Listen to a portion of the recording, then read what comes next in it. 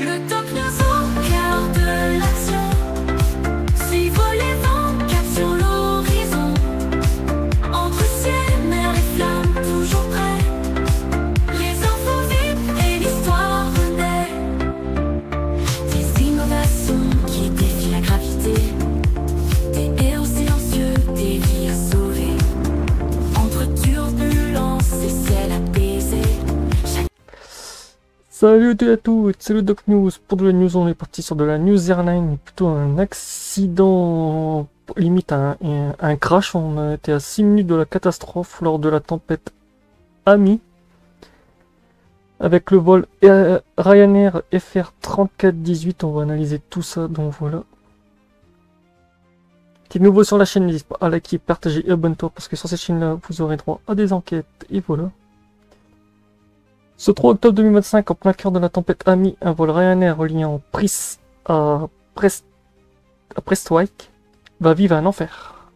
Pris dans des vents atteignant les 160, le Boeing 737-8 AS se retrouve à seulement 6 minutes d'une panne sèche. Et oui, l'équipage lance un Mayday carburant ou un Mayday fuel, le signal d'urgence absolu en aviation. Ce vol FR34 est à 2 doigts de la catastrophe, et oui. Hop là. La petite map ici qui montre le trajet de l'avion. Hop là. Merci.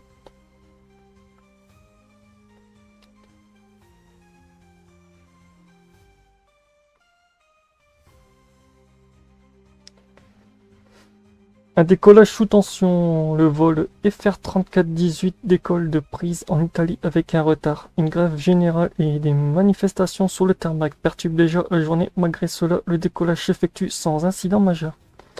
Mais en remontant vers le nord, la tempête Ami commence à secouer le ciel britannique. Les vents sont si forts que plusieurs aéroports écossais annulent leur vol et clouent leur espace aérien. 3 approches ratées. À l'approche de Prestwijk, le 737 tente sa première descente. Les vents latéraux sont violents, les rafales imprévisibles. Le commandant décide de remettre les gaz. Une première manœuvre.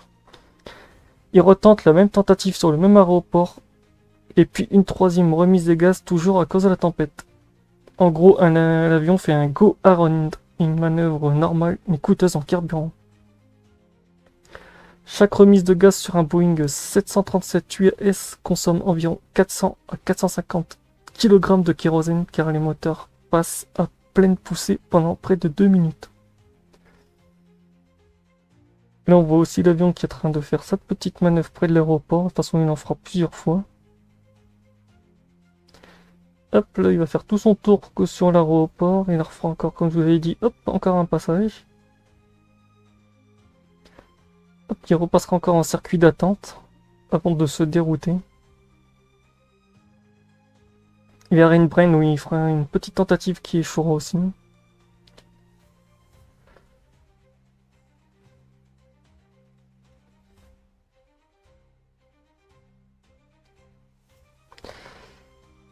Initialement prévu, ce vol durait 135 minutes, mais à cause des déroutements successifs, il aura finalement duré 335, soit 200 minutes de plus que prévu, après avoir été bloqué en attente en soute. L'équipage a tenté 2 fois Prestwijk, puis s'est détourné vers l'aéroport de Eldenbrunn et a finalement déclaré l'état d'urgence carburant et file vers Manchester, un véritable parcours d'évitement, mais à un coût en kérosène. Et oui, pendant le trajet vers l'arrivée de Manchester, en gros, entre le milieu du trajet, en gros, où il y a le petit triangle où vous voyez, en fait, l'avion a déclenché le code de Mayday 7700 et en précisant le Mayday Fuel Carburant.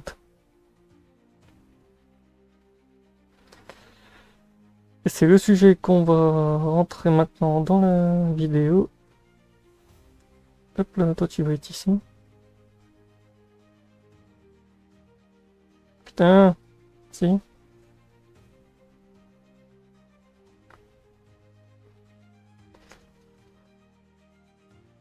Le Mayday carburant. Après 3 échecs d'atterrissage, le pilote n'a plus d'options, même son copilote n'a plus d'options non plus. Il annonce un détournement vers Manchester, plus au sud. Mais c'est à ce moment précis que les jauges indiquent un niveau critique. Le transpondeur,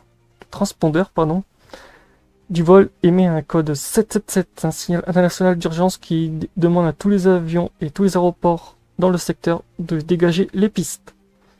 Quelques secondes plus tard, la phrase tombe sur la radio. Mayday fuel carburant, Mayday fuel carburant, nous avons plus de carburant.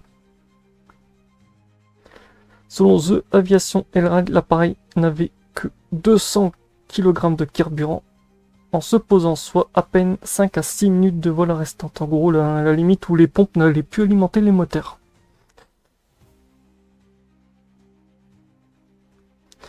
Un atterrissage in extremis après de 2 heures de vol supplémentaire, le 737 touche enfin la piste de Manchester. Les pompiers sont déjà en alerte, l'équipage a réussi l'impossible. Poser un avion presque à sec dans des vents violents sans la moindre victime. L'incident est aussitôt signalé à l'Air Incident Investigation Branch, qui ouvre une enquête majeure. On va rentrer dans les détails un peu plus... Voilà, on va retourner sur le lieu de l'aéroport.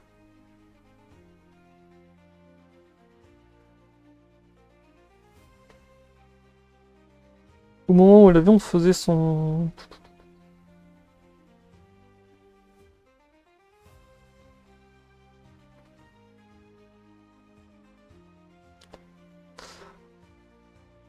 La confirmation, les chiffres qui font froid dans le dos. Et oui, un Boeing 737 à 8AS consomme en moyenne 250 kg de carburant par heure en croisière et jusqu'à 3000 kg en phase de remise de gaz ou d'approche turbulente.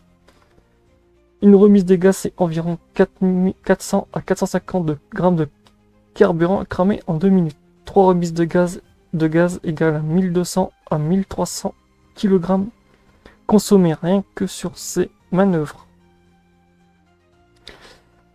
Mais le plus grave se trouve dans le réservoir réglementaire, on appelle ça le réservoir de sécurité. En gros, votre marge de 30 minutes qui est obligatoire.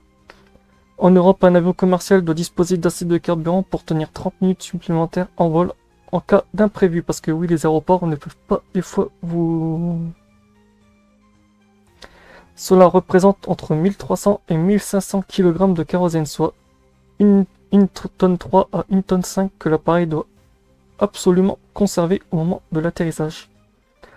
Or, le vol FR3418 s'est posé avec seulement 200 kg, en gros 0,22 tonnes. En gros, en conclusion, il manquait plus d'une tonne entière de marge de sécurité. En gros, encore 5 à 6 minutes de vol et les deux moteurs se coupaient et l'alimentation... En gros, dès que vous avez plus de moteur, le problème c'est que toute l'alimentation se coupe. Parce que oui, les moteurs génèrent l'électricité principale d'un avion. Vous avez l'APU qui peut générer de l'électricité aussi, mais ça c'est un truc auxiliaire quand vous avez un des moteurs en panne.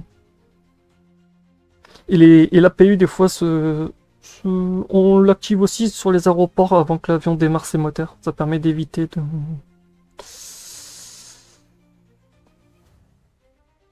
Là, on va rentrer un peu dans l'enquête officielle. Et oui, la AAIB a ouvert une enquête approfondie. Conditions météo, gestion de carburant, décision de l'équipage et procédure de détournement.